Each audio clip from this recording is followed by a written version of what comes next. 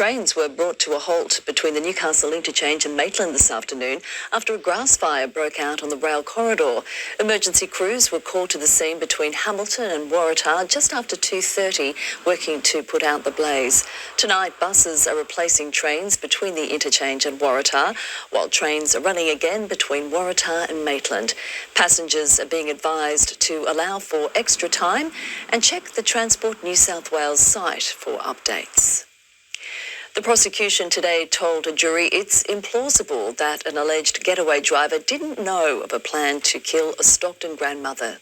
Stacey Klimovich was shot dead in June 2021. Stephen Garland is on trial over his alleged role, but claims he was duped into taking part.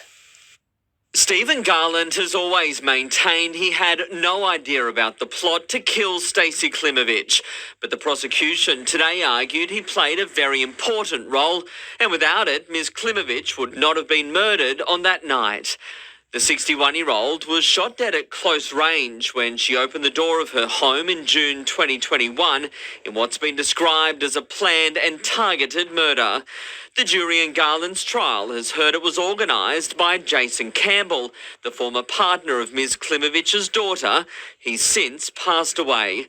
Garland says he was duped into driving an alleged gunman to and from the scene as a favour to Campbell, and that he had no idea of what was going to happen. Today, in its closing address, the prosecution told the jury it was completely implausible that someone would be tricked into being the getaway driver for a shooting murder, and that Garland would simply drive around the streets of Stockton at night without asking any questions, and that he didn't see a gun. The prosecution will continue its closing address tomorrow, followed by the defence. Tyson Cottrell, NBN News. A woman remains behind bars tonight, charged over her alleged role in the shooting of 2 people at Lake Macquarie. Dakota Clark was arrested yesterday, more than a month after the man and woman were injured at a Gateshead property. The 25-year-old was refused bail in Newcastle local court today, accused of shooting with intent to murder. A 31-year-old man has also been charged and remains before the courts. Clark's matter will be heard again later this month.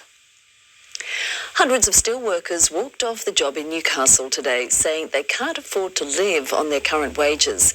It's the first time in decades employees at the InfraBuild sites have taken industrial action, but the company says it is working to negotiate a better deal. Gathering on Industrial Drive, around 200 workers made sure they were seen and heard by commuters at Mayfield. Union! Union! You're asking to maintain the same gap between you and the competitors that some are going elsewhere in the industry. This is not an unreasonable request. 3 unions say they've been seeking better pay for employees at InfraBuild's Rod Mill and Oztube sites since April, as cost of living pressures mount. Members are currently screaming out at us, saying they can't afford the bills that are on their fridge at the moment. It's the first time in more than 30 years workers at the 2 steel manufacturing sites have walked off the job. They're obviously losing pay while they're out here, but they're fighting for something that they believe they need just to keep up with inflation and ensure they're not going backwards. Unions also claim some InfraBuild employees have had shifts reeled back from 12 hours to 8, but the company maintains substantial packages have been offered. InfraBuild says it has been negotiating with union delegates and will continue to do so, offering a 12% increase to base pay over 3 years, as well as increases to shift loading, bonuses and superannuation. But the reality is we've seen CPI above 5% now for a long time. It's just not good enough. And if an agreement can't be reached, If they continue to refuse to increase their offer, we will have no other choice than to escalate action beyond single-day stoppages. Lauren Kemp, NBN News. The RSPCA has fully reopened at Rutherford bigger and better after a series of upgrades. Now staff are on a mission to rehome some of the shelter's long-term residents, unveiling a weekend deal.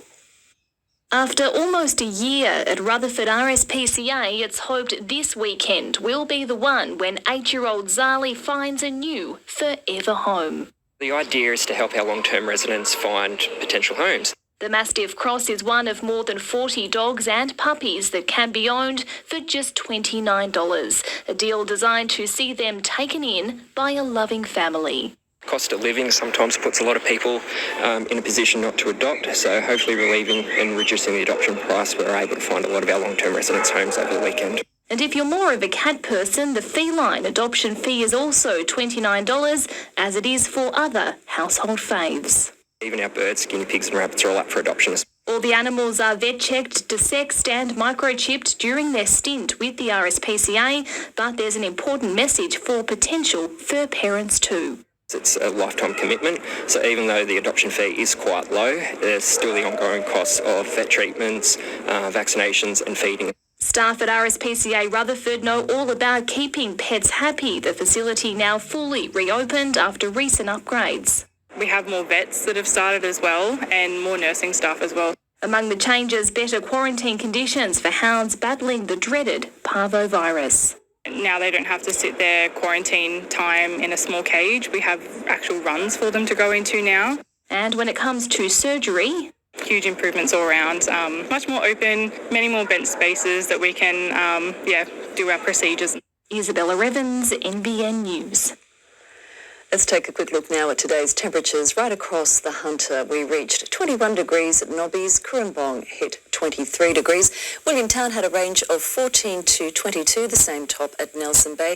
Cessnock 25, Singleton 26, all of this coming ahead of some rain returning to the region tomorrow. More on that later.